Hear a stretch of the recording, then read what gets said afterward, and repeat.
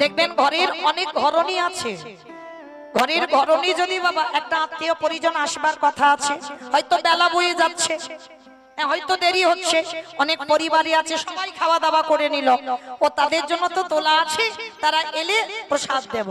কিন্তু না, ঘরে যে লক্ষ্মী হয় বাবা, তার যদি সেবা হয়ে যায় কম পড়তেও পারে, কিন্তু ঘরের যে লক্ষ্মী হবে বাবা, সে যদি না খায় অবশ্যই যত সাধুগুরু ব্রাহ্মণ বৈষ্ণব আসুক না কেন বাবা, মা লক্ষ্মীর কৃপায় দেখবেন সব কুলিয়ে যায়। এটা ওই দ্রৌপদীর কথা অনুকরণ করে আমরা মর্তের মাটিতে অনেক বাড়িতে অনেক পরিবারে এই নিয়মগুলো মানি বাবা। ঘরের বউ সবার শেষে খায়, যদি শ্বশুর শাশুড়ি দাদা বৌদি যারা যারা আছে গুরুজনদের আগে সেবা দিয়ে দিল, স্বামী সেবা হয়ে গেল, সন্তানদের সেবা হয়ে গেল, সব শেষে ঘরের ঘরণী সেবা করে। কেন? এটা নিয়ম। এই নিয়মটা এই দ্রৌপদীর থেকে প্রচলন হয়েছে।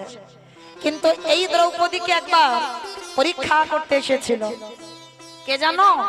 দুর্বাসা মুনি। দুর্যোধন পরিকল্পনা করে বলেছিল যাও, দুর্বাসার তার 1000 শিষ্য, একটা দুটো নয়, 1000 শিষ্যকে নিয়ে বাবা দ্রৌপদীর কাছে গেছে, ওই দ্রৌপদী রন্ধন করে দেবে আর ওরা প্রসাদ পাবে। আর সব থেকে বাবা রাগী ব্যক্তি হচ্ছে, রাগী মুনি যদি বলতে পারো, ওই দুর্বাসা মুনি। মানে হুটহাট করে যদি একটু রেগে যায় সঙ্গে সঙ্গে অভিশাপ, হ্যাঁ সঙ্গে সঙ্গে অভিশাপ দেবে। দুর্বাসা সব থেকে রাগী। এই দুর্বাসাকে জানো? পরম বৈষ্ণব বাবা ভোলানাথের দ্বিতীয় কলেবর সতী অনুসুয়ার সন্তান। আর এই দুর্বাসা মুনি 1000 শিষ্য নিয়ে দ্রৌপদীর ঘরে গেছে, কিন্তু সেদিন পঞ্চ পাণ্ডবকে সেবা দিয়ে আমার দ্রৌপদীর প্রসাদ পাওয়া হয়ে গেছে। আর যখনই দ্রৌপদীর প্রসাদ পাওয়া হয়ে গেল, এইবার কি করবে বাবা? যেমন সেবা হয়ে গেলে কি হয়, আমার যা রান্না করেছিলাম রান্না তো সবাই তো খাওয়া হয়ে গেছে, আর তো প্রয়োজন নেই, চিন্তা ভাবনাও নেই। আর কারো যদি আসার কথা থাকে বাবা ফোন করে আসবে। তেমন সময় দুর্বাসা 1000 শিষ্য নিয়ে প্রবেশ করলো। যুধিষ্ঠির মহারাজ, ভীম, অর্জুন, নকুল, সহদেব ওদেরকে ডেকে বলল, শোনো, আজকে আমরা 1000 শিষ্য নিয়ে তোমার এই আঙিনায় প্রসাদ পেতে চাই। যখনই কথাটা বলা বাবা সবার মাথায় হাত। কেন? একটা দুটো লোক তো নয়, 1000 শিষ্য আর দুর্বাসা, মানে অত বড় হাঁড়ি কুড়া কোথায়, মানে অত অত অন্ন ব্যঞ্জন পাবো কোথায়, অত কাঠও ঘরে নেই, তাহলে কি হবে? কিন্তু দ্রৌপদী, আমার ঘরে কিছু নেই। আর তাছাড়া দ্রৌপদী বলছে, স্বামী আমার তো সেবা হয়ে গেছে, আমি এখন কি করি ওদেরকে সেবা দেব বলো? যুধিষ্ঠির বলছে, কেন? তোমার তো অক্ষয় পাত্র আছে। বলে, অক্ষয় পাত্র আছে তো বটে, শেষ হবে না, কিন্তু আমি যে আজকের প্রসাদ পেয়ে ফেলেছি, আর আমি পেয়েছি মানে আর তো নেই। এইবার দুর্বাসা রাগী বাবা কিছু বলতে পারছে না। 1000 শিষ্যকে নিয়ে স্নানে গেছে, বলে চলে গেল যে আমার 1000 শিষ্য প্রসাদ পাবে। পঞ্চ পাণ্ডব চিন্তায় পড়ে গেছে, কি করব? দ্রৌপদীর প্রসাদ হয়ে গেছে, অক্ষয় পাত্র আর পাবো না, প্রসাদও থাকবে না, চিন্তায় পড়ে গেছে। কিন্তু দ্রৌপদী যারা কৃষ্ণ চরণের দাস হয়, কৃষ্ণ চরণে যারা দেহ মন প্রাণ সমর্পণ করে, মনে রাখতে হবে মা, সকল বিপদে পৃথিবীতে যদি সবাই তোমাকে ছেড়ে চলে যায়, তুমি যেন কোনোদিন গোবিন্দ চরণ ভুলে যেও না। এরা পঞ্চ পাণ্ডবীদের খেয়াল নেই। দ্রৌপদী নিরজনে বসে বসে কাঁদছে, সখা আজ যে আমার ঘোরে বিপদ, দুর্বাসা মুনি তার 1000 শিষ্য প্রসাদ পাবে, কিন্তু অক্ষয় পাত্রী আর কিছু নেই, কারণ আমি তো প্রসাদ পেয়ে নিয়েছি, আর তো কিছু সেবা দিতে পারবো না। তুমি একবার তাড়াতাড়ি আমার কাছে এসো। মনে রাখবেন বাবা, ভক্ত যদি কায় মনোবাক্যে ডাকার মতো ডাকে, আমার ভগবান পৃথিবীর যে প্রান্তে থাকুক না কেন, একেবারে যদি ভক্ত কায় মনোবাক্যে ডাকে দেয়, আমার ভগবান পৃথিবীর যে প্রান্তে থাকুক না কেন, ও যে ভক্তির দাদে ভক্তের দ্বারে ছুটে আসে সে যে তাই গৌরপ্রানন্দে হরি বল।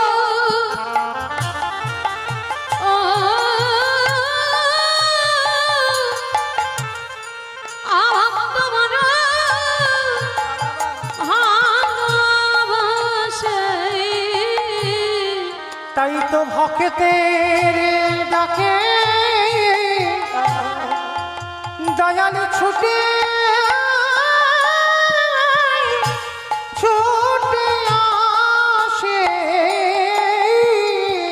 যেই না দ্রৌপদী নিরজনে বসে ওই আকুল প্রাণে সখা বলে ডাকে দিল,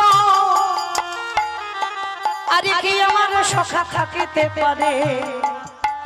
ভগবান তো চাতুরালি কম জানে না গো, ভগবান সব সময় ভক্তের সঙ্গে একটু চাতুরালি করতে ভালোবাসে। যেই না দ্রৌপদী সখা বলে ডাক দিয়েছে, ভগবান যেন শূন্যে ছুটে এসেছে দ্রৌপদীর কাছে। সখী ও সখী, আমি পরে তোমার কথা শুনবো, তুমি কেন কান্নাকাটি করছো, কিন্তু আমার উদরটা জ্বলছে, তাড়াতাড়ি আমার কিছু খেতে দাও। দ্রৌপদী মাথায় হাত দিয়ে বলে, হায় ভগবান, আমি ডেকেছি আমার জ্বালাতে, উনি এসে বলছে আমার পেট জ্বলছে, আমায় খেতে দাও। বলে সখা তুমি আমার কথাটা শুনবে তো, তারপরে আমি তোমার কথা শুনবো। বলে সখী পরে শুনবো, কিন্তু আজ আমায় বড্ড খিদে পেয়েছে, তাড়াতাড়ি যা ঘরে আছে কিছু খেতে দাও। ভগবান তো চাতুরালি জানে গো, ভগবান যে সে ছলনা করছে দ্রৌপদী বুঝতে পারছে না। কি হলো, এখনো বসে আছো কেন, দাও আমার কিছু খেতে। হে সখা, তুমি যে অক্ষয় পাত্র সূর্য দেবীর দ্বারা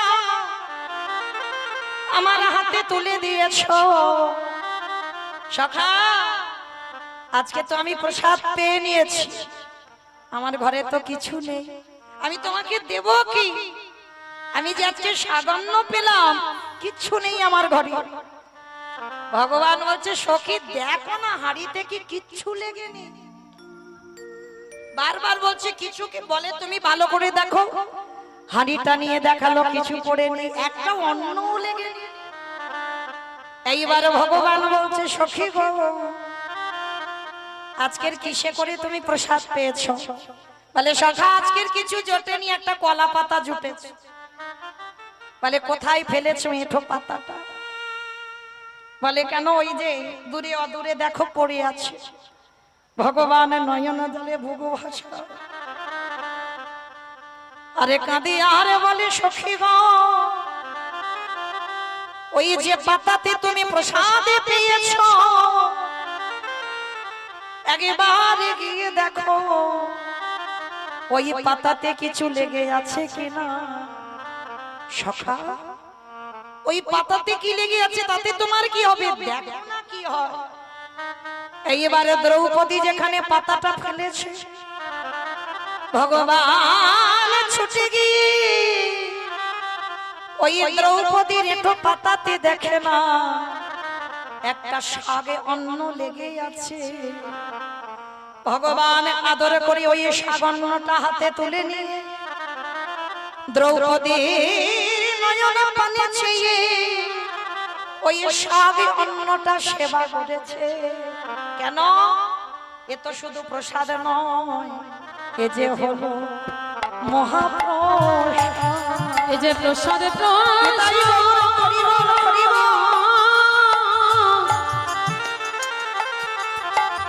প্রসাদে প্রসাদ আমার ভক্তের প্রসাদ।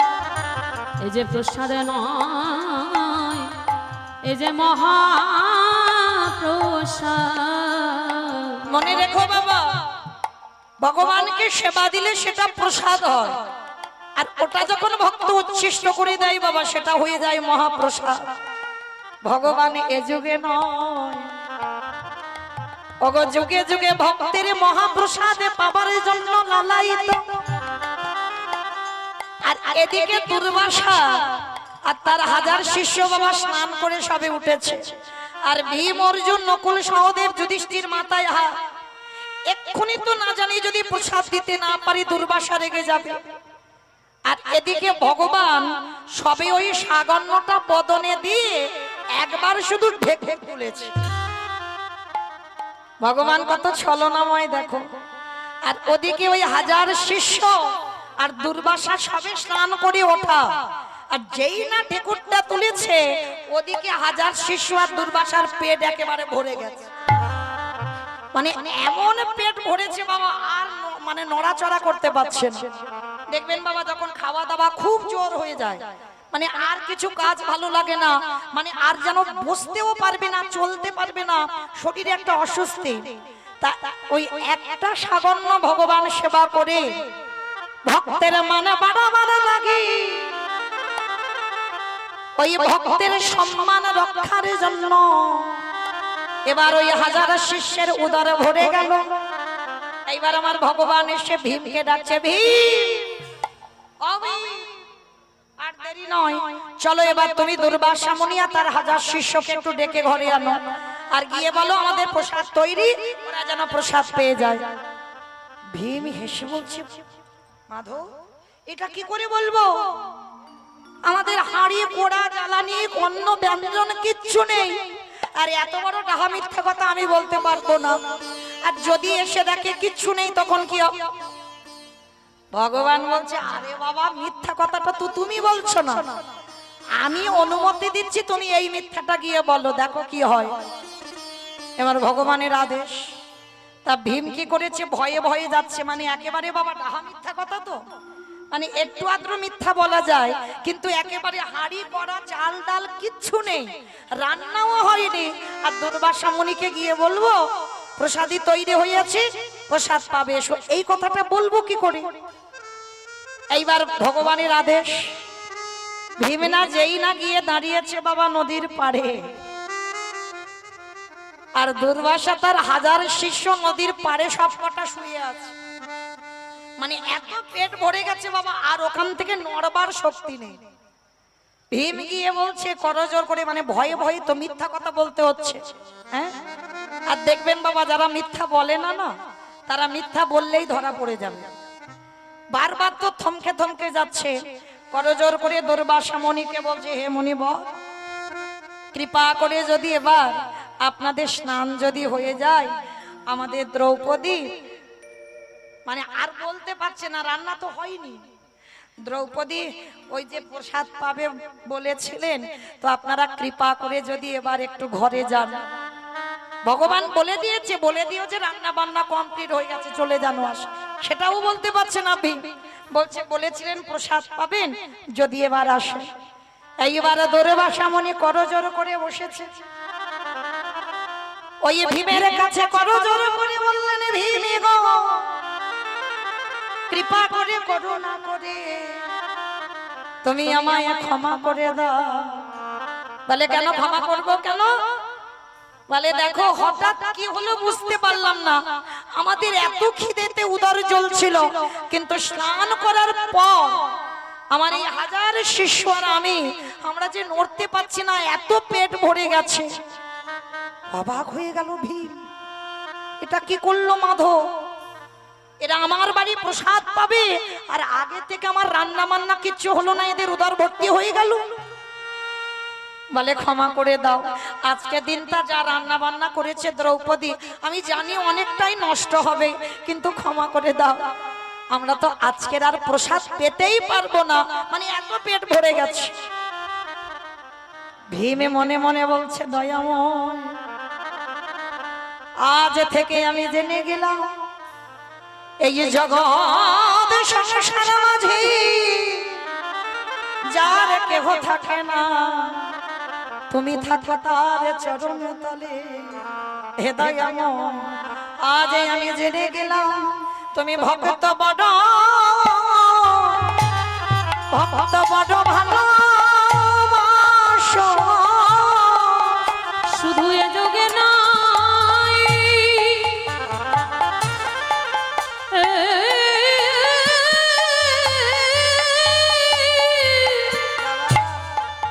প্রতি যুগে যুগে তুমি যে ভক্ত বড় বড় ভালো ভালোবাসো ভেবে ছুটতে ছুটতে এসে আমার মাধবের চরণ দুটো ধরে বলল, হে মাধব, আজ থেকে আমি জেনে গেলাম এই বিশ্ব ব্রহ্মাণ্ডে যা যা কিছু ঘটে সবই তো তোমার চিত্রপটে। দ্রৌপদীর দিকে আমার ভগবান তাকিয়ে ডাকসার বলছে, সখী কিছু বুঝতে পারলে? দ্রৌপদী চরণ তলে লুটিয়ে পড়ে বলল, সখাকে আমি এই জীবনে যতবার বিপদে পড়লাম আর যতবার তোমার চরণে আশ্রয় করলাম, শুধু বাবা দুঃশাসন যখন দ্রৌপদীর চুলের মুষ্টি ধরে এনেছিল তখন বাবা আমার মাধবকে একটু স্মরণ করতে দ্রৌপদীর দেরি হয়েছে। হ্যাঁ, আর দেরি যদি না হতো, যখন দুঃশাসন দ্রৌপদীর ঘরে প্রবেশ করলো তখনই যদি আমার দ্রৌপদী একবার কাঁদা প্রাণে যদি সখা বলে ডাক দিত, ভগবান পৃথিবীর যে প্রান্তে থাকুক না কেন ভক্তের দ্বারে ভগবান ছুটি আসতে বাধ্য হতো। সর্বদা বাবা শুধু অর্জুনের সামনে ভগবান ঢাল হয়ে দাঁড়ায় না। আজকে দ্রৌপদী যখন যখন বিপদে পড়ে বাবা একবার যদি সখা বলে ডাকে, ভগবান ওই অর্জুনের মতো এসে সামনে ঢাল হয়ে দাঁড়ায়। আজকের ভগবান প্রমাণ করে দিল, দ্রৌপদী আমি জানতাম তোমার অক্ষয় পাত্র থেকে তোমার সেবা হয়ে গেছে, কারণ আমি অন্তরে জানি ভগবান, ভক্তের অন্তরের সকল কথা আমি বুঝি। তাই তো আমি কায়দা করে তোমার ঘরে এসে ওই দুর্বাসা যাতে আর আসতে না পারে আজকে তার জন্য ব্যবস্থা করে দিলাম। তাহলে মায়েরা, দ্রৌপদী কালকেই তিথিতে পেয়েছিল সেই সূর্যদেবের কাছ থেকে অক্ষয় পাত্র। তার মানে কালকে তিথিটা এটাই বোঝাতে চাইলো যা যা কিছু করব কালকে সবটাই কিন্তু আমাদের অক্ষয় থাকবে। তাই সবার চরণ ধরে আমার বিনীত নিবেদন, কালকের এমন কোনো কর্ম করবেন না যেটা আমাদের এই 84 লক্ষ জনই মানব জনম, তো 4 লক্ষ বার মানব জনম, 80 লক্ষ জনম ফেলে এসেছি বাবা। তাহলে কালকে তিথিতে এমন কর্ম আমরা করব যেন আগিয়ে যায়, কেউ যেন আবার 80 লক্ষ জনিতে বাবা ফিরতে আমাদের না হয়, এই কথাটা একটু স্মরণে রাখবেন।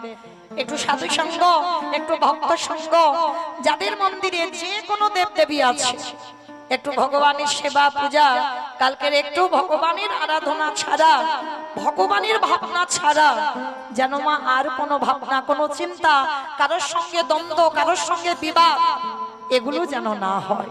এইটুকু আপনাদের চরণে, মানা না মানা ব্যক্তিগত ব্যাপার, তবু বাবা বলে দিলাম কালকে তিথিটা বড় মানে পূর্ণ সঞ্চয় করবার তিথি। তাহলে শেষের দিনে যদি আমাদের কর্মসাথী হয়, তাহলে কালকের এমন কর্ম করব সেই কর্মটা যেন আমাদের অক্ষয় থেকে যায়। নিতাই গৌর প্রেমানন্দে হরি বল, হরি বল, হরি বল। কালকের একটু দান ধ্যান করা, হ্যাঁ, এগুলো একটু মনে রাখবেন, অবশ্যই কালকে একটু পালন করবেন। কেমন? আজকে তাহলে বাবা কর্ম হবে আমাদের সাথে, তবে শুধু কর্ম নয়, আর একজন আমাদের সাথে যাবে, কে জানো? এই হরি নামে যাবে আমাদের পচা দেখো যা, ওগো তুমি যে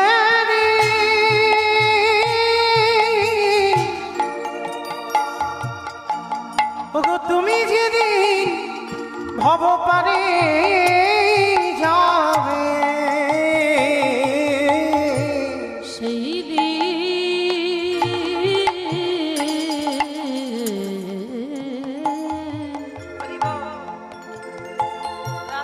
সেই দিনে নাম যাবে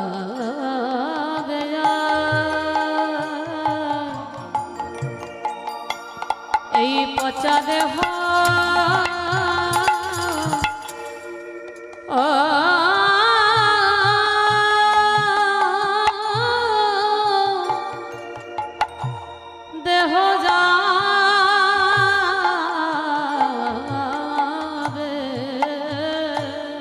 তোমরা সবাই যতই করো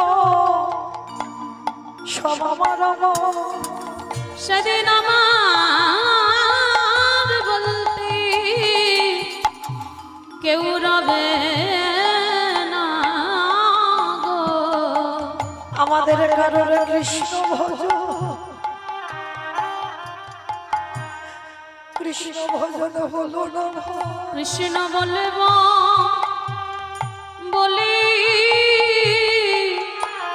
এইভাবে আমরা সবাই এলাম খেলাম ভব ছেড়ে চলে গেল। কেউ হরি বলে কাঁদলাম না গো। আমাদের মানব জন সব বিফল হলো। আর হরি ভজন হলো না গো। এ দয়াময় আমি সময়ে থাকতে জানাই রাগিল। একেবারে পরে করো হে দয়াল হরি। দয়াল আমার মত পাপী আরে তুমি তো পতিতে পাবন নাম ধরেছ। তোমার ঘাটে এসে দাঁড়াই রাগিল। বলে এইবার আমায় উদ্ধার করো। যেন চরণে ছাড়া করো না দয়া। আমি আগে ভাগে জানায় রাখলাম। আমার জাতি কলমার গুরু গৌরা। আমি ওই চরণে সপে দিলাম। দয়াল আমার বলতে আমি কিছু রাখি না। সব ওই চরণে সপে দিলাম। তুমি আমার কেশে ধরে টেনে নিও। আজ মায়া তাই গৌরা ধরে আমার কেশে ধরে টেনে নিও। আজ মায়া মাঝে পড়ে আছি। আমার কেশে ধরে টেনে নিও। আজ মায়া মাঝে পড়ে আছি। নামে যাবে আর পচা দেহ যাবে। অমাইরা শুধু একটাই কথা মনে রাখবেন, এ দেহটা দিয়ে শুধু ছেলে পুলে মানুষ করবার জন্য নয়, এ দেহটা দিয়ে শুধু স্বামী সেবার জন্য নয়, এ দেহটা কৃষ্ণ ভজিবার তরি সংসারে আয়ন মিছে মায়ায় বদ্ধ হয়ে বৃক্ষ সম হইল। এ জনম আমাদের কৃষ্ণ ভজনের জন্য, হেলায় হারিয়ে দিও না গো। মহাপ্রভু বলছি এত সুন্দর জনম পেয়েছি, আমাকে দেখবার জন্য দুটো চোখ দিলাম, আমার নাম শুনবার জন্য দুটো কর্ণ দিলাম, আমার নাম বলবার জন্য বদন দিলাম, আমার কাছে আসবার জন্য দুটো চরণও দিলাম, আমার চরণে তুলসী দেবার জন্য দুটো হাতও দিলাম। তাহলে এত সুন্দর দেহটা আমার ভগবানে যে গড়ে দিল, ওমাইরা কজন ভক্ত আমরা সারা দিনের মধ্যে আমাদের এই 10 ইন্দ্রিয় গোবিন্দ সেবায় লাগাতে পারছি। ভগবান ওই জন্য বলছে, ওরে কলির জি, যারা বলতে চায় তারা বলতে পারে না। পশু পাখিরা তারা বলতে চায় কিন্তু বলতে পারে না, কারণ ভগবানের প্রিয় পশু হচ্ছে গাভী, গোমাতা। গোমাতা ভগবানকে দেখতে পাচ্ছে, ভগবান মুরলী বাদন করছে শুনতে পাচ্ছে, ভগবানের সঙ্গে গোষ্ঠে যেতে পাচ্ছে, ভগবান যা দিচ্ছে খেতে পাচ্ছে, কিন্তু কৃষ্ণ বলে বলে তারা ডাকেতে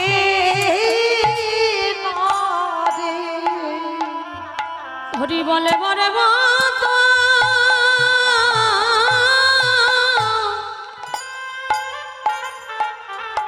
হরি বলে বরে মত বদন পেল না।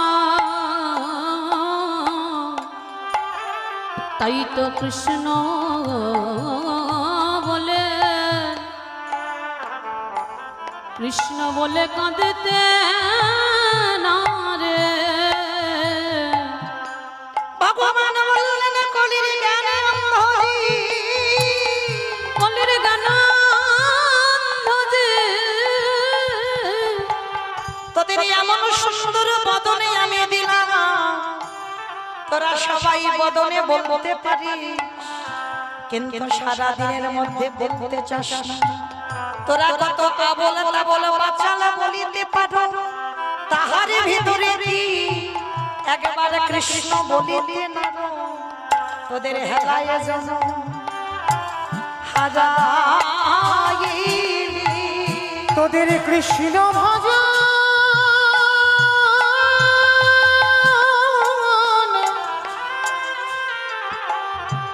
তোদের কৃষ্ণ ভজন আর যে হলো না রে। হরি রে বল, হরি বল। হলায় জনম হারাইলি। আস্তে। তাহলে মায়েরা চলেন, আমরা জন্ম যখন পেয়েছি মনুষ্য কুল, তাহলে আগিয়ে যাব বাবা, পিছনের দিকে আমরা দেখব না, সবাই আগিয়ে যাব। এই ভাবনা নিয়ে কালকে সংকল্প করবে, প্রভু আমরা যেন আগিয়ে যেতে পারি, আমরা যেন আর পিছনে না যাই। কেমন? তাহলে আজকে চলেন সেই চৈতন্য মহাপ্রভু, সত্যতে নারায়ণ, ত্রেতাতে রাম, দাপরে কৃষ্ণ, কলিতে হলেন সে কৃষ্ণ চৈতন্য মহাপ্রভু। প্রভু আমার যেদিন নদিয়ায় এলেন, নদিয়ার অবস্থাটা কেমন ছিল জানো? বৈষ্ণব মহাজনীরা বৈষ্ণব পদ লিখছে বাবা, কত সুন্দর কথা দেখো। ওগো জয় জয় বলরাম,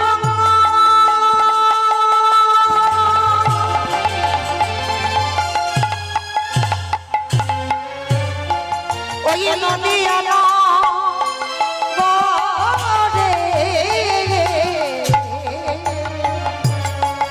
ওগো জয় জয়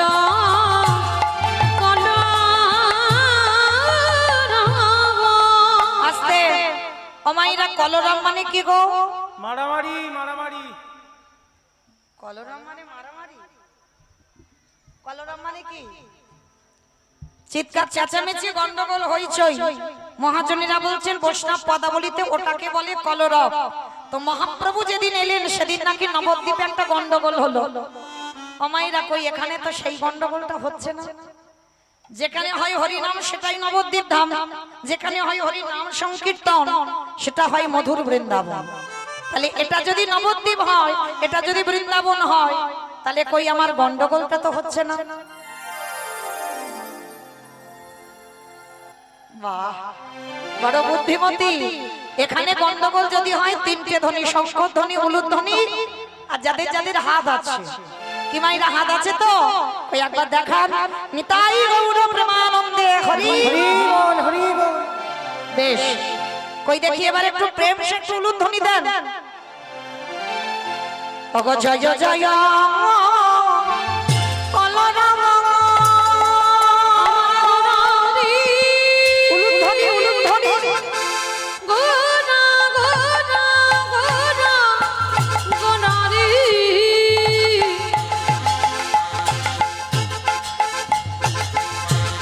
গোরা গোরা গোরা গোনারি গোরা গোনারি।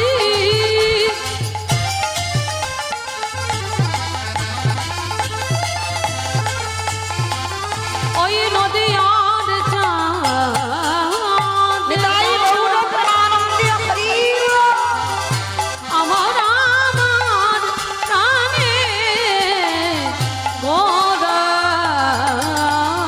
আজি জয় জয়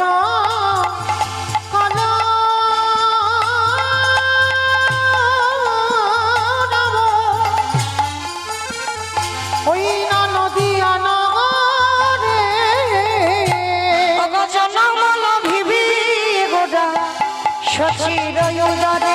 ওই না জনমল ভবে গোরা সচির উদরে। ওই না জনমলা ভিবে গোধা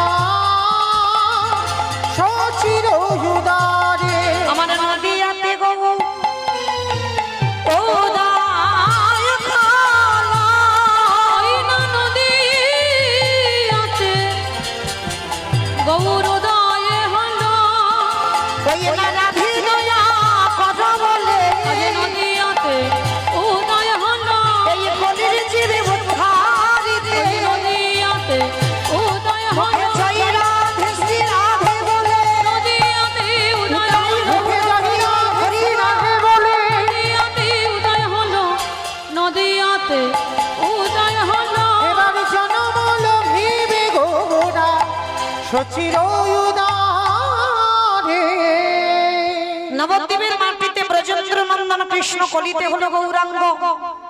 আর মায়েরা গৌর এসে কি করছে, যাকে দেখছে তার দুটো পায়ে ধরে বলছে তোরা কৃষ্ণ বল। আচ্ছা আমার এই ব্যাপারটা একটা কেমন মতো লাগছে না? ভগবান হয়ে তিনি কেন বাবা পায়ে ধরে বলবে তোরা কৃষ্ণ বল? কারণ ভগবান নিজে সমাজকে শেখাচ্ছে যে আগে প্রণাম করতে সে, সাধুগুরু বৈষ্ণব চরণে গুরুজনদের চরণে আগে নত হতে সে।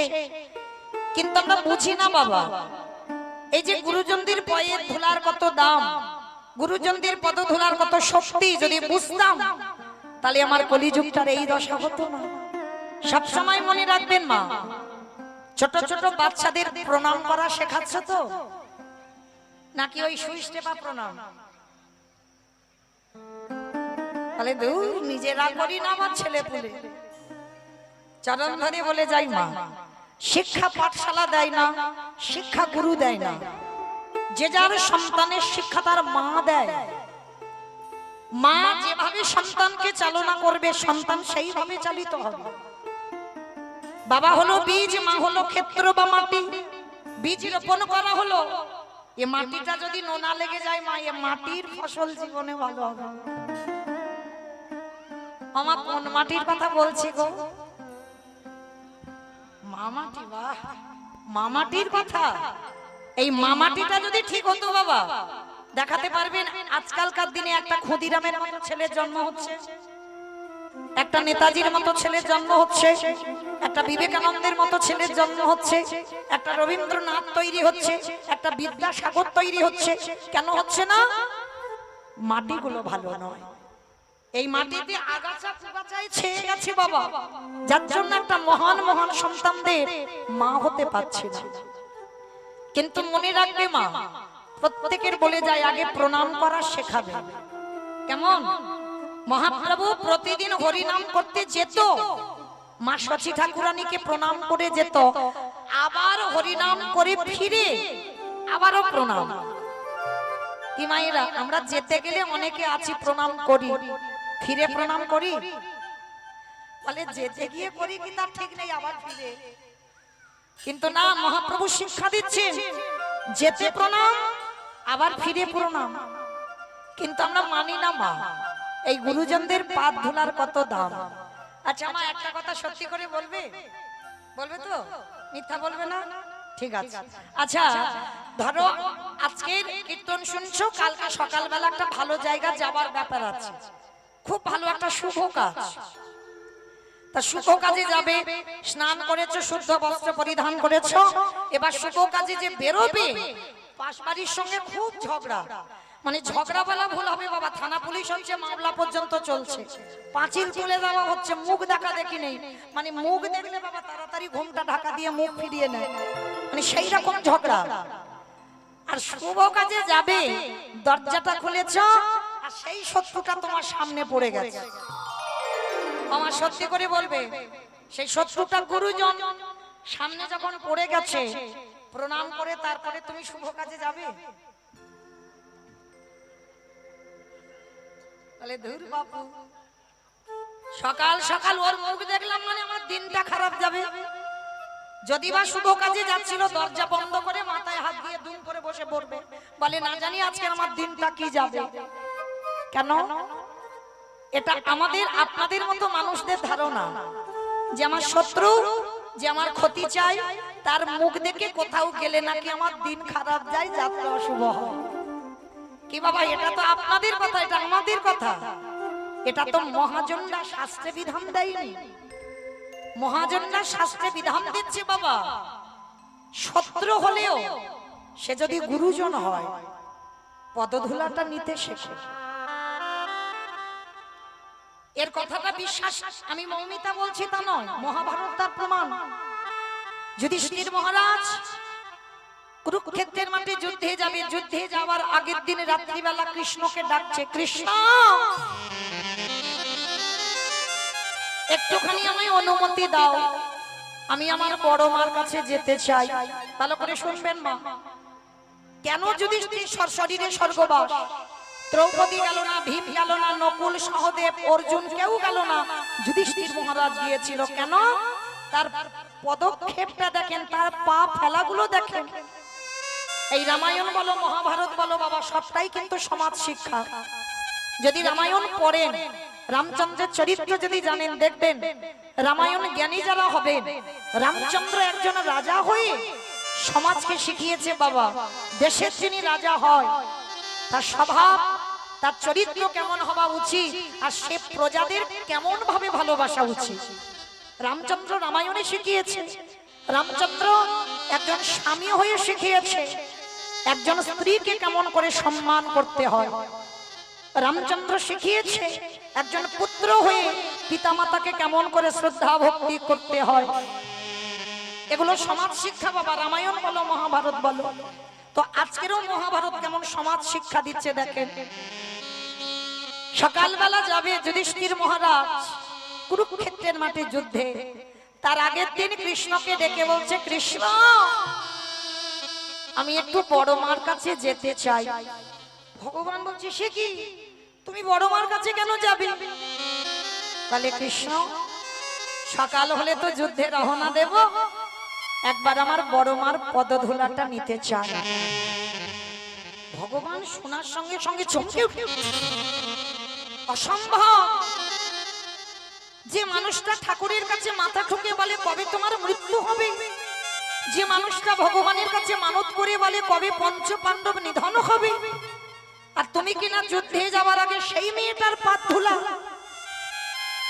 যুধিষ্ঠির মহারাজ করজোর করে বলল, কৃষ্ণ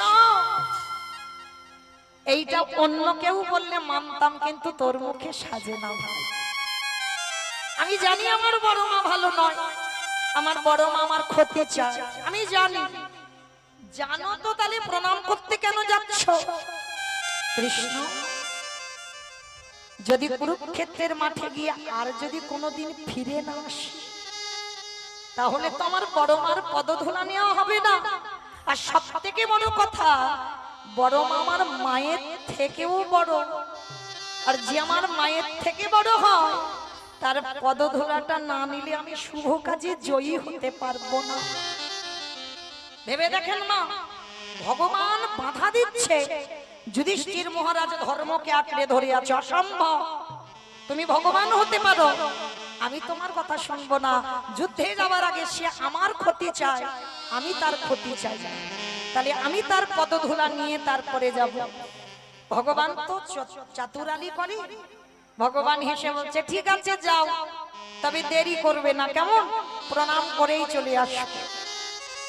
গান্ধারী মা 100 ছেলের মা, একটা মেয়ে ছিল দুঃশালা, 101টা ছেলে মেয়ে। সেই গান্ধারী কৃষ্ণের চিত্রপট নিয়ে কাঁদে আর বলে, কৃষ্ণ কাল সকালবেলা ছেলেরা যুদ্ধে যাবে, আমি মা, আমি বুঝতে পেরে গেছি একটাও ছেলে আমার ঘরে আসবে না। কারণ মায়েরা সবাই আপনারা জানেন,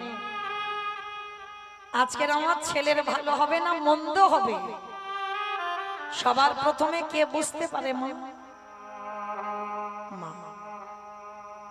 এই মা ডাকটা খুব ছোট হয় গো, খুব ছোট, কিন্তু যখন সন্তান মা বলে ডাকে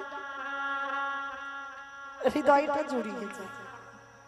ভগবান মা নামে সুধার রস দিয়ে দিয়েছে বাবা। মা নামে সুধা ঝরে, মা নামে সুধাক্ষরে, মা বড় সুধার সমান, ডাকিলে জুড়াই আইসে পড়া। মা ডাকার সঙ্গে সঙ্গে হৃদয়টা দুলে ওঠে। এইবার যুধিষ্ঠির মহারাজ গিয়ে দরজায় ধাক্কা দিয়ে ডাকছে, বড় মা, বড় মা। কে? তাড়াতাড়ি করে দরজার ধারে গিয়ে দেখে না যুধিষ্ঠির, সব থেকে বড় শত্রু। কি চাস? কেন এসেছিস আমার ঘরে? ও দেখতে এসেছিস? কাল আমার 100 ছেলে যুদ্ধে যাবে, আমি কত আনন্দে বসে আছি। না বড়, আমি তোমার কষ্ট দিতে আসিনি বড় মা। তাহলে কেন এসেছিস? বড় মা, জীবনে তো আমি তোমার কাছে কিছু চাইনি, আজকের আমি চাইবো একটা জিনিস, তুমি দেবে? বল। যদি আমার কাছে থাকে তো দেব। আছে, আচ্ছা বড় মা, কারণ ওই বস্তুটা তুমি ছাড়া কেউ দিতে পারবে না।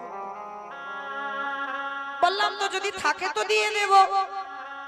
না আগে মাথা ছুঁয়ে বলো যা চাইবো দেবে। গান্ধারী ত্রিশস্য করে ফেলবে। যুধিষ্ঠির মহারাজ বলছে দেখো বড় মা, কথার খিলাফ যেন না হয়, তুমি কথা দিয়েছো আমি যা চাইবো দেবে, তাহলে দাও। ওগো বড় মা,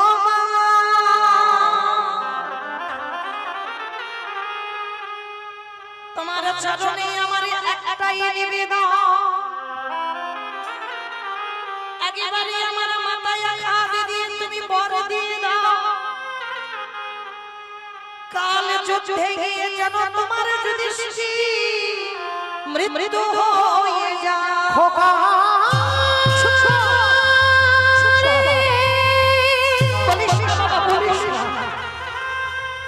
তুই মনে করে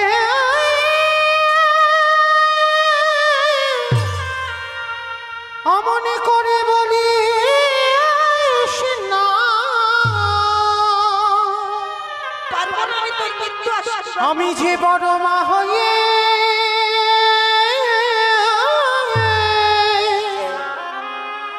সহিতে পারিব না রে। যেই না যুধিষ্ঠির বলল বড় মা আশীর্বাদ দাও, কালকে সকালে যুদ্ধে যেন আমার প্রথম মৃত্যু হয়, গান্ধারী চমকে উঠল, অসম্ভব, এই বর আমি তোকে দিতে পারবো না। কেন পারবে না বড় মা? তুমি তো ঠাকুরের কাছে কেঁদে কেঁদে বলো কবে পঞ্চ পাণ্ডব ওরা মরবে।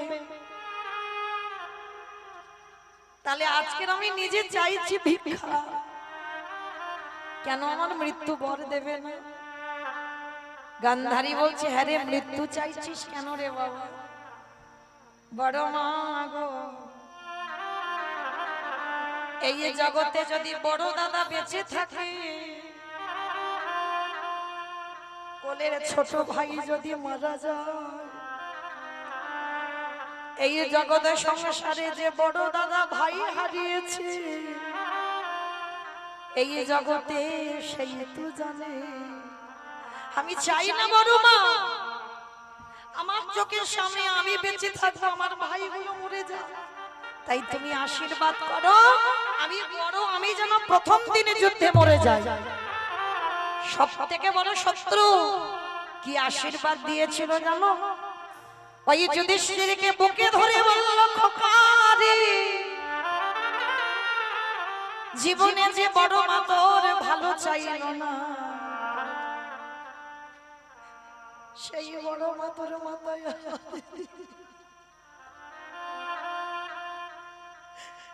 প্রথমবারে করিলাম আশীর্বাদ, ওরে যথা ধর্ম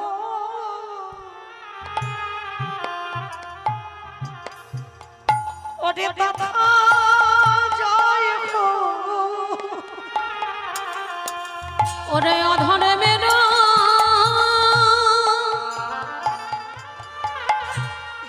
হোক খায় রে, ওরে যথা ধর্ম তথা জয় হো। আমি তোর বড় মা হয়ে আশীর্বাদ করলাম, যে পক্ষে আমার কৃষ্ণ সে পক্ষের কি অপমৃত্যু হয়। আমি আশীর্বাদ করে দিলাম, যথা ধর্ম তথা জয়, অধর্মের হবে ক্ষয়, ও তোরা জয়ী হয়ে ঘরে ফিরবি। আমি এই আশীর্বাদ ওরে করে রাখলাম, জয়ী হয়ে ঘরে ফিরবি। তাহলে বাবা এইটুকু শুনে কি মনে হলো? দুর্যোধন বলছে মা তোমার শত্রুকে আশীর্বাদ দিলে ও জয়ী হবে, গান্ধারী বলেছিল, খোকারি পারবি না ওদের সঙ্গে যুদ্ধ করে জয়ী হতে, কারণ আমি মা তোকে নিষেধ করি, তুই বন্ধ করে দে রক্তের খেলা। কিন্তু বাবা যারা অহংকারী ব্যক্তি হয় তারা জীবনে বাবা কারোর কাছে নত হতে জানে না। আর যাদের মধ্যে আমিত্ব থাকে বাবা, তারা যেটা করবে ঠিক আর যেটা বলবে সেটাই ঠিক। কিন্তু তারা তো জানে না তাদের যেদিনে 16 কলাই পূর্ণ হবে তাদের বিনাশিত হবে খাবে। ওই অহংকারী পতন হবে,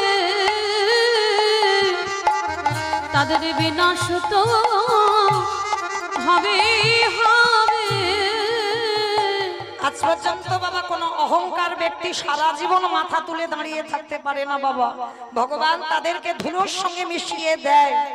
তাহলে মনে রাখতে হবে এইটুকু যারা যারা শুনলাম, যাদের সঙ্গে ভগবান বর্তমান তথাপিও গান্ধারীর পদধূলাটা নিল কেন? আপনাদের আমাদের চৈতন্য দান করলো। ওরে কলির জীব, তোরাও শিখে নে, তোদেরও যদি কেউ শত্রু থাকে, যদি গুরুজন হয়, শত্রুকে শত্রু মনে না করে তার পদধূলাটা নিয়ে শুভ কাজে যেতে সে। আর যদি তোর চরিত্র এমন হয় তাহলে এই জন্মে এখানেই থেকে বাবা সশরীরে স্বর্গবাস হবে। তাই গৌর হরি বল হরি বল হরি বল। কি গো মাইরা, তাহলে যাদের যাদের পাশ বাড়ির সঙ্গে শত্রুতা আছে তাহলে এবার কি করবে? বলে দেখা যাক কি করি, এখন ঠিক ঠিক বলতে পারছি না, তাই না?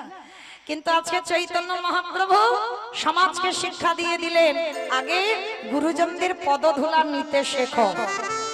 কেহ বলে পুরবেদী রাবণ বধিলা, কেহ বলে পুরাবেতি রাবণ বধিলা। আমার উলু কই?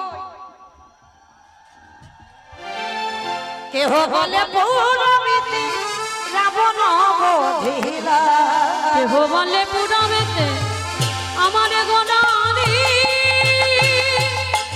উলুধ্বনি, উলুধ্বনি। গোনারি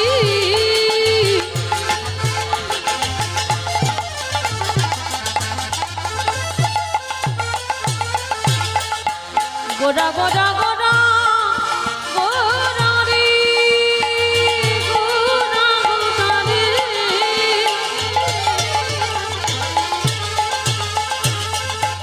ওই নদীয়ার চাঁদ গোরা আমার আমার আনে গোরা। কেহ বলে পুরামেতি রাবণ বধিরা, অগোলকের বৈভব লীলা প্রকাশ করিলা, ওই গোলকের বৈভব লীলা প্রকাশ করিলা। ওই গোলকের বৈভব লীলা প্রকাশ করিলা। শ্রীরাধারে ভাবে এবে কোদায় অবতার, শ্রীরাধারে ভাবে রে গোরা অবতার। হরে শ্রীরাধার ভাবে এবে গোড়ায় অবতার। হরে কৃষ্ণ নামে গৌর করিলা প্রচার, ওই হরে কৃষ্ণ নাম গৌ করিলা প্রচার। ওই হরে কৃষ্ণ নামে গৌর হরিলা প্রচার। এইবার লীলা প্রকাশ হলো, এইবার লীলা প্রকাশ হলো, এইবার লীলা প্রকাশ হলো, এইবার লীলা প্রকাশ হলো। গোলকের বৈভব লীলা প্রকাশ করিলা। ওই গোলকের বৈভব লীলা প্রকাশ করিলা। বাসুদেব ঘোষ কহে করি জোড়হা, করি জোড়হা ওগো যে গো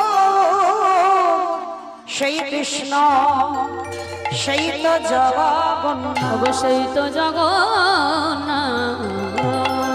আহা বাসুদেব ঘোষে কহে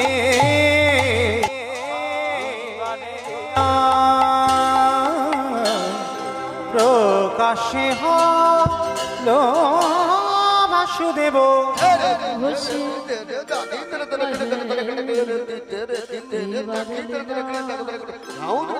প্রকাশ বাসুদেব সে কহে এইবারে লীলা প্রকাশ হলো। বাসুদেব ঘোষে কহে এইবারে লীলা প্রকাশ বাসুদেব ঘোষে কহে এইবার লীলা প্রকাশ হলো। বাসুদেব ঘোষে কহে এইবার লীলা প্রকাশ হলো। বাসুদেব ঘোষে কহে এইবার লীলা প্রকাশ হলো। বাসুদেব ঘোষে কহে এইবার লীলা প্রকাশ হলো। বাসুদেব ঘোষে কহে এইবার লীলা প্রকাশ হলো। বাসুদেব ঘোষে কহে এইবার লীলা বাসুদেব ঘোষে কহে এইবার লীলা প্রকাশ হলো রে। ওগো বাসুদেব ঘোষে কহে। জনিতাই চলুন এবার আমরা সবাই যাবো মধুমাস্তি ধাম, বৃন্দাবন ধাম। এতক্ষণ নবদ্বীপে রইলাম, একবার দেখি সবাই মিলে বলেন তো গৌর সুন্দর কি জয় ধ্বনিটা হলো কি জয় এটাও জয় বললাম, ধ্বনিটা হলো কি এটা নাকি জয়? এটা জয় নয়, একটু প্রেম সে জয় দিতে হবে। এত জোরে জয় দাও, কত দূরে যাওয়ার যাবে? রায়দিঘি নদীর ওপারে। কি গো রাইদিকে ওদিকে যাবে? পার হবে, ব্রিজ পার হবে? বাহ, আচ্ছা কই দেখি আমার নিতাই চাঁদ গৌর চাঁদের মতো হাত দুটো এবার তোলো তো দেখি একবার। সবার চরণ ধরে নিবেদন, সবাই আমার দাদা ভাইরা যারা চেয়ারে বসে আছেন চরণ ধরে নিবেদন, সবাই তোলেন সবাই। এইদিকে আমার ভাইরা সবাই দেখি একসঙ্গে, সবাই প্রত্যেকে বলবেন কেমন? ওই জায়গাটা একটু ধসে মতো গেল, বলো বাহ। সবাই বলো গৌর সুন্দর কি জয় নবদ্বীপ ধাম কি জয় শশীর কি জয় ভক্তবৃন্দ কি জয় দিবাসর ধাম কি জয় সাধু গুরু বৈষ্ণব কি জয় আপন আপন গুরু চরণ কি জয় নিতাই গৌর প্রেমানন্দ। হরে চলুন আজকে আমরা সবাই যখন যাব বিষয় আমাইরা যেতে গিয়ে একটা ভজন গাইতে গাইতে যাওয়া হোক। বাহ, তো চলেন আমি আর আমার সম্প্রদায় না সবাই যাব। তো যারা যারা যাব একটু উলুধ্বনি দাও। বৃন্দাবন ধামে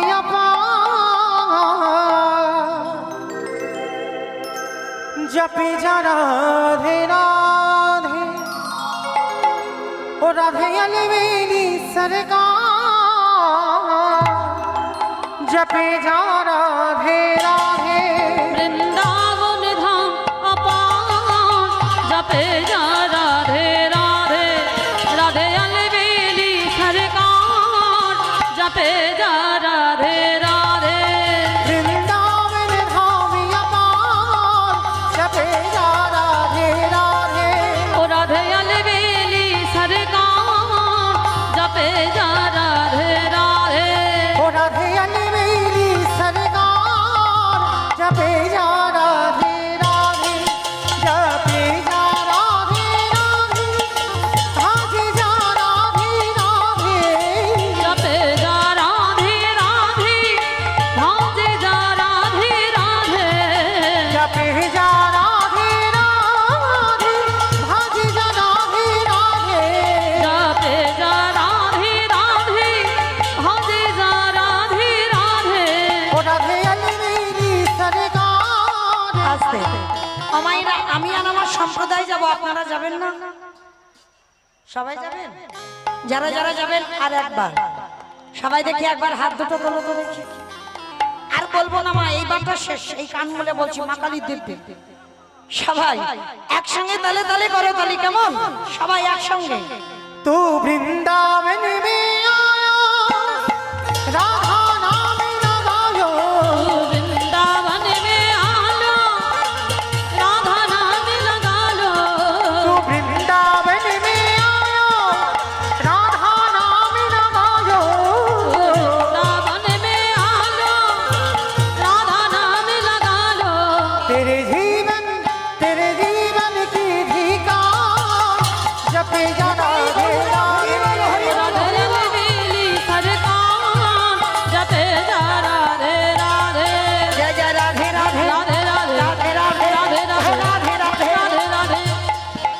বলছো মনে মনে বলছে মনে মনে। সব মনে মনে বলছো, জরি জরি তো বলতে হবে। কই দেখে হাত দুটো তুলে আমার সঙ্গে বলো, আমি গান গাইবো, আপনারা দোয়ারি করবেন, কেমন? আমার সম্প্রদায় বলবে না, আপনারা বলবেন। জয় জয় রাধে রাধে রাধে রাধে राधे राधे वृंदावन में गोवर्धन में निधोवन में तालेवन में तमलवन में ऊंचा गांव में बरसाना में राधा कुंड में राधे राधे श्याम कुंड में राधे राधे हरिद्वार में राधे राधे प्रेम से बोलो, राधे राधे भाव से बोलो, राधे राधे जोर से बोलो, राधे राधे बाप ने बिहारी वृंदावन धामिया जपे राधे राधे। राधे अलवेली सरकार जपे जा राधे राधे जपे जा राधे राधे। जपे जा राधे राधे। प्रेम से बोलो राधा रानी की जय ধুর, জয়টা হয়নি আমায়রা, জয়টা হলো। এই গ্রামটার নাম যেন কি? কঙ্কন দিঘি। কোন কোন দিঘি? ও ওই তো কোন দিঘি, তাই তো। আচ্ছা, তোমাদের এই এলাকায় শাশুড়ি বৌমাতে ঝগড়া টগড়া হয় না? হয়? কম হয় না? আমি জানি এই দিকটা একটু বেশি হয়, মানে আমার ডায়মন্ডের যত না হয় এদিকে একটু বেশি হয়। আচ্ছা, ওই শাশুড়ি বৌমাতে ঝগড়া হলে যেরকম গলার আওয়াজটা বার হয়, একটু জোর করে বের করো তো দেখি একবার, একবার প্রেম সে বলো রাধা রানী কি। তার মানে ঝগড়া হয়। বৃন্দাবনেশ্বরী কি জয় যমুনা মাইয়া কি জয় নন্দ গাঁও কি জয় ऊंचा गाँवों की जय दर्शनों की जय भक्त वृंदों की जय हरिवासर धाम की जय साधु गुरु वैष्णव की जय अपन अपन गुरु चरण जय नायक बाबू की जय हरिनाम यज्ञ की जय काली माता की जय निताई गौर प्रणाम हरे পৌঁছে গেলাম আমরা সবাই বিষয়। আছেন আমরা বৃন্দাবনে গিয়ে লীলা সাধন করব বাবা। বৃন্দাবনের মাটিতে বঙ্কু বিহারী লাল। বৃন্দাবনে অনেক মন্দির আছে, কিন্তু একটা মূল মন্দির হচ্ছে বঙ্কু বিহারী লালের মন্দির। যারা বৃন্দাবন দর্শন করেছেন তারা অবশ্যই করে জানবেন, এই মন্দিরে গেলে বাবা অনেকক্ষণ ধরে ভগবানের চোখে চোখ রাখতে পারবে না, বারবার পর্দা টেনে দেওয়া হয়, কারণ ওই বিগ্রহের চোখে চোখ রাখা বেশিক্ষণ যায় না, কেমন?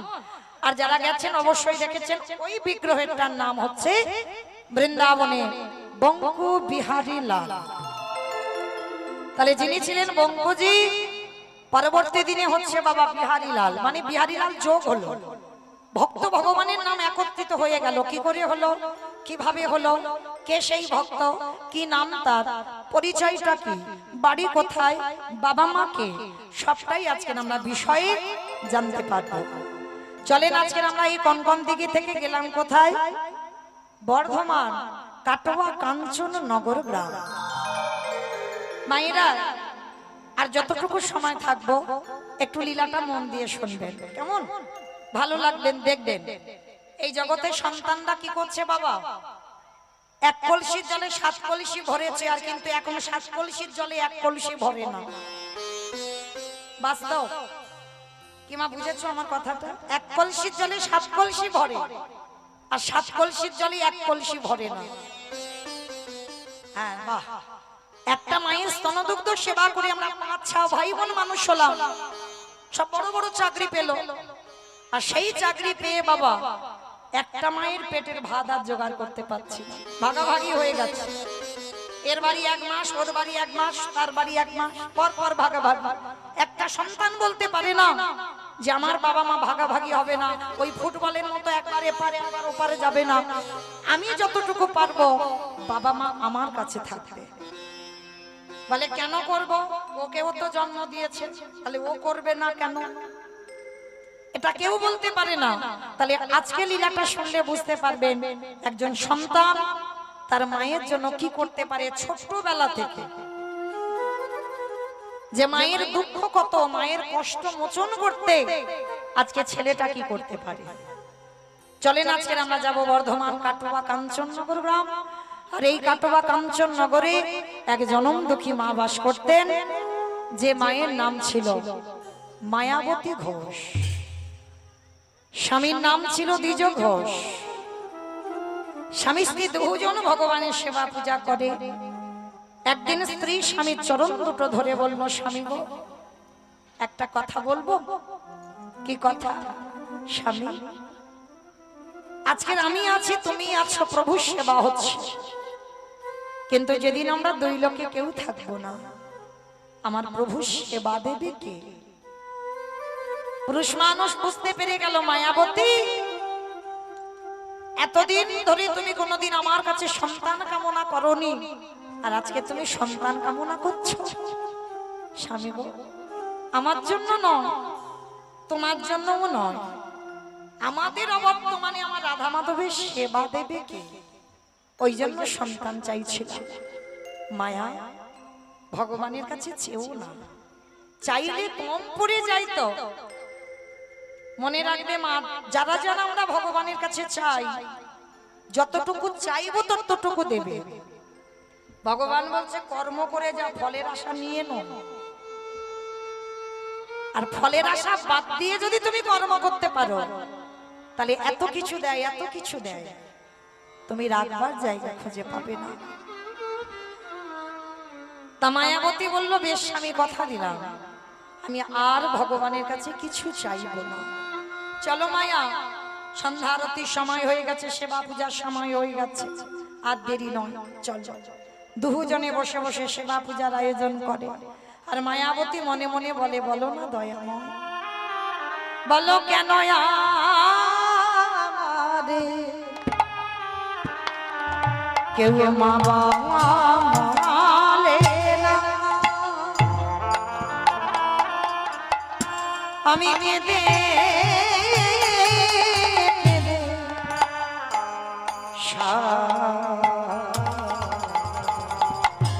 ওগো ধন রত্ন চাহি না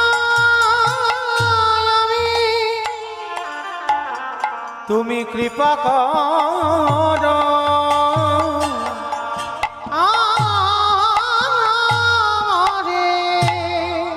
যেই না মায়াবতী বলে উঠলো, স্বামী, আমি আর তো চাইবো না কিছু, কিন্তু মনের ভিতরের যে কথা আমার ভগবানের কানে পৌঁছে গেল। দৈব মানে করে ডাক দিল, মায়াবতী, তোমার ভক্তি, তোমার সেবায় আমি বড় সন্তুষ্ট। তোমার কোল আলো করে আমি একটা পুত্র সন্তান পাঠাবো, কিন্তু মনে রেখো মায়া, গর্ভে সন্তান ধারণ করবার পর যদি তুমি তোমার সন্তানকে বাঁচাতে চাও, তোমার এই অদৃষ্টে লেখা আছে, চিরজনমের মতো তোমার স্বামীর মৃত্যু হয়ে যাবে। আর যদি তুমি তোমার স্বামীকে বাঁচাতে চাও, চিরজনমের মতো তোমার গর্ভে সন্তান গর্ভেই মারা যাবে। চিৎকার করে বলে উঠলো, দয়াময়, দয়া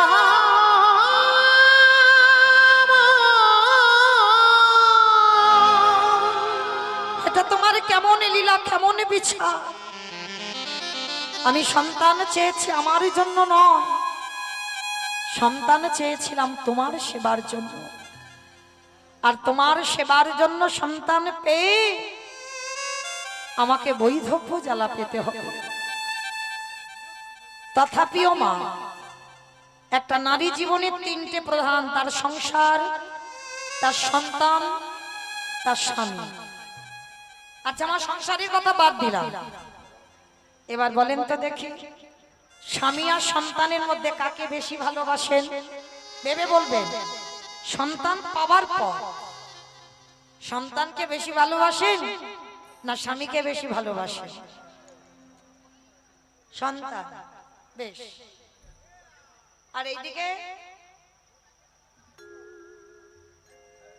সন্তান, সন্তান। আর কেউ? এবারটা আবার বলে দুজনকে, মানে কেউ যাতে চটে না যায়। কি গো মাইরা, সবাই কি সন্তান?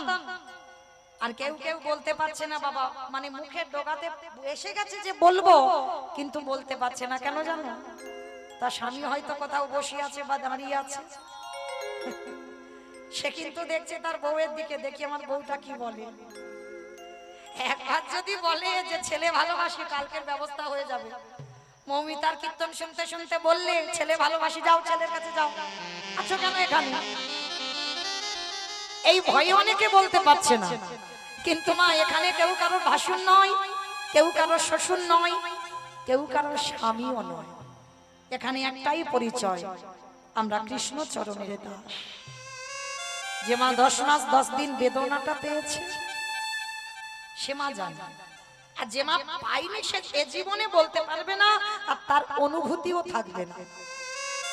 তাহলে বেশিরভাগ মা, যদি এখানে ভোট করা যায় না, বেশিরভাগ মা বলবে সন্তান। তবে হ্যাঁ মা, স্বামী ভালোবাসি না কিন্তু বলিনি। স্বামী যদি 19 হয়, সন্তান একটু বেশি হবে, 20 হবে। ওটা জন্ম দেওয়া সন্তান, তো ওর বেদনাটা একটু আলাদা। মায়াবতী এক বাক্যে বলেছিল, আমি আমার স্বামী নয়, আমার সন্তানটাকে বাঁচাতে চাই। ভগবান দৈববাণী করে বলল, মায়াবতী তুমি তখন ছেলেটা জন্ম দাওনি, তার প্রতি মায়া পড়লো না, তার প্রতি মোহ পড়লো না, তার আগে তুমি তোমার ছেলেটাকে চাইছো কেন? হে দয়াময়, সন্তান তো আমার জন্য চাইনি, সন্তান আমি তোমার সেবার জন্য চেয়েছিলাম। তাহলে তোমার সেবার জন্য যদি সন্তান চেয়ে আমাকে বৈধব্য জ্বালা পেতে হয়, আমি হাসতে হাসতে মেনে নিলাম। অন্তত আমি এইটুকু তো জানতে পারবো যে এই সন্তানের জন্ম দেবার জন্য, তোমার সেবার জন্য আমাকে বৈধব্য জ্বালা পেতে হচ্ছে। ভগবান মাথায় হাত দিয়ে আশীর্বাদ দিল, তথাস্তু তাই হবে। তোর ছেলেটাকে বাঁচাবো আমি, তবে হ্যাঁ তোর ভক্তিতে, তোর সেবায় একটা আশীর্বাদ আমি দিয়ে রাখলাম। যতদিন তোর গর্ভ লুকিয়ে রাখবি, ততদিন স্বামী জীবিত থাকবে। আর যেদিন তোর গর্ভ বহির প্রকাশ, সেদিনই তোর স্বামীর মৃত্যু হবে। যখনই বাবা মনে মনে ভাবলো মায়াবতী এই কথাটা স্বামীকে বলতে পারবে না, কিন্তু একটা নারী কতদিন লুকাবে? 5 মাস, এরপরে তো প্রকাশ পাবে। একদিন ভর দুপুর বেলা দ্বিজভ শেষে ডাকলো, মায়াবতী, মায়াবতী, তুমি একবারও বলার প্রয়োজন মনে করলে না? হ্যাঁ গো মায়া, বলো না, কি জন্য বললে না? স্বামী জানতে পেরে গেছে, স্ত্রী ঢুকরে ঢুকরে কাঁদছে। স্বামী, তুমি আজ আমার সন্তানের কথা জেনে গেলে, মানে আজ এই দৈব দুর্ঘটনায় তোমার মৃত্যু হয়ে যাবে। কথাটা বলা শেষ, হঠাৎ দ্বিজ ঘোষের শরীরে অজানা জ্বর প্রবেশ। হঠাৎ অসহ্য বুকের যন্ত্রণা, এত বুকের যন্ত্রণা হচ্ছে আর সহ্য করতে পারছে না। চিৎকার করে ডাক দিল, মায়াবতী, কথা দাও মায়া, আর আমি বেশিক্ষণ বাঁচবো না, আমার দেহ থেকে প্রাণটা চলে যাবে। কিন্তু কথা দাও, যে সন্তান তোমার গর্ভে আছে ও পাপের সন্তান নয়, আমার ঔরসজাত সন্তান। আমার মৃত্যুর পর এই সমাজ তোমাকে বলবে দ্বিচারিণী, এই সমাজে বলবে তোমায় কলঙ্কিনী। বলে বলো, আমি তো জানবো এ সন্তান আমার। কথা দাও, আমার মৃত্যুর পর আমার সন্তানের যখন জন্ম দেবে, ওকে করে তুলবে তুমি সমাজে কৃষ্ণ ভক্ত। কথাটা বলে দ্বিজ ঘোষের মৃত্যু হয়ে গেল। ও মায়েরা, সন্তান ভালোবাসি বলে তো এই নয় যে আমরা স্বামী ভালোবাসি। যতদিন মাথাতে ছাতা থাকবে মা, ততদিন কিছু বুঝতে পারবে না। আর যেদিন তোমার মাথা থেকে ছাতাটা সরে যাবে, সেদিন বুঝতে পারবে কত জ্বালা, কত ব্যথা বেদনা। আজকে যেই না বাবা মায়াবতী চিরজনমের মতো স্বামী হারালো, স্বামীর মরা মাথাটা নিয়ে বসে আছে, গ্রামের লোকজনেরা ছুটে এলো, সবাই এসে বলে উঠলো দ্বিচারিণী, তুই কলঙ্কিনী, তুই অসতী, তোর পাপের কথাই শুনে তোর স্বামীটা তো মরল, স্বামীর প্রাণটা নিলি, আবার গর্ভে যে সন্তান ধরেছিস তারও প্রাণটা নিলি।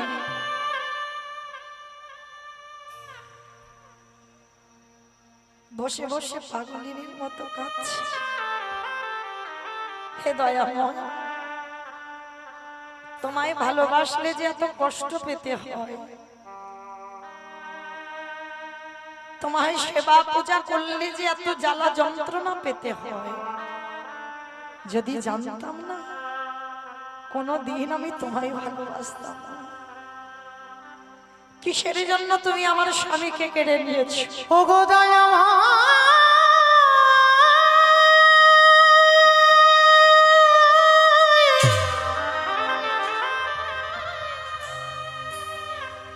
প্রভু যে জানে তোমায় ভালোবাসে, তারে কি এমনি করে কাঁদিতে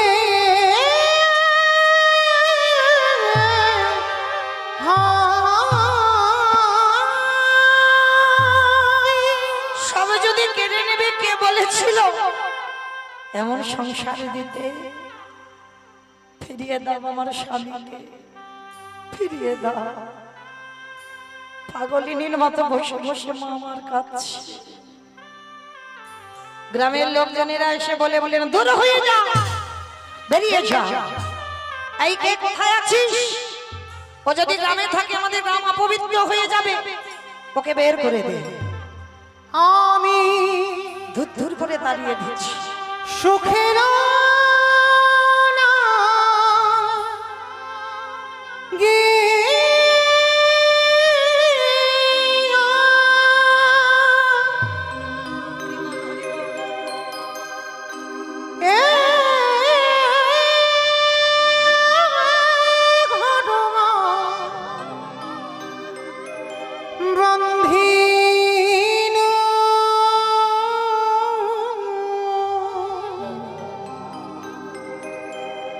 সবই অনালে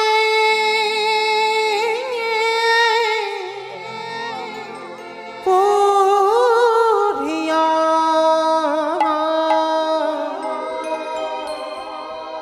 গেল রে,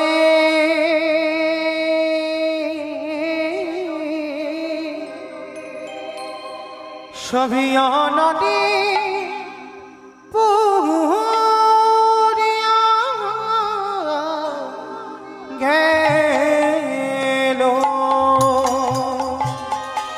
কেন কেড়ে নিয়েছো তুমি? ফিরিয়ে দাও, ফিরিয়ে দাও।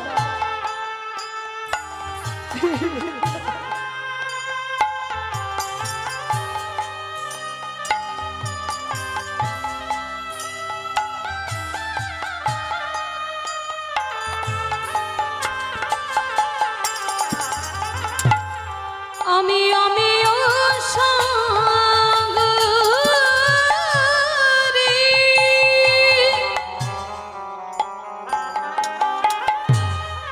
সিনা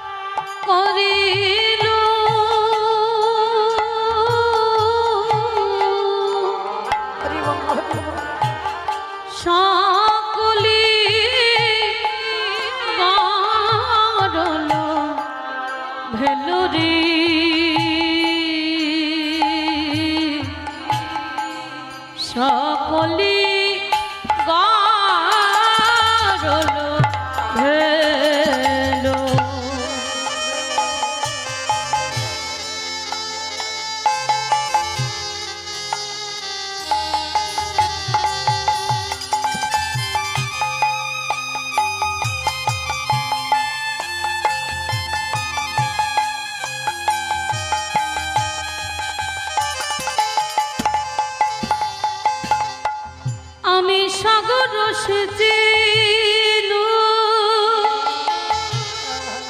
মানিক লুকালো আমি সাগর সাজিল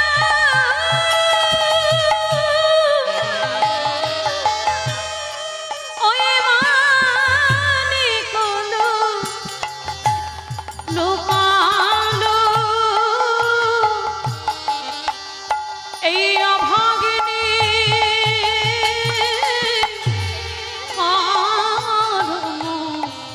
দোষিনী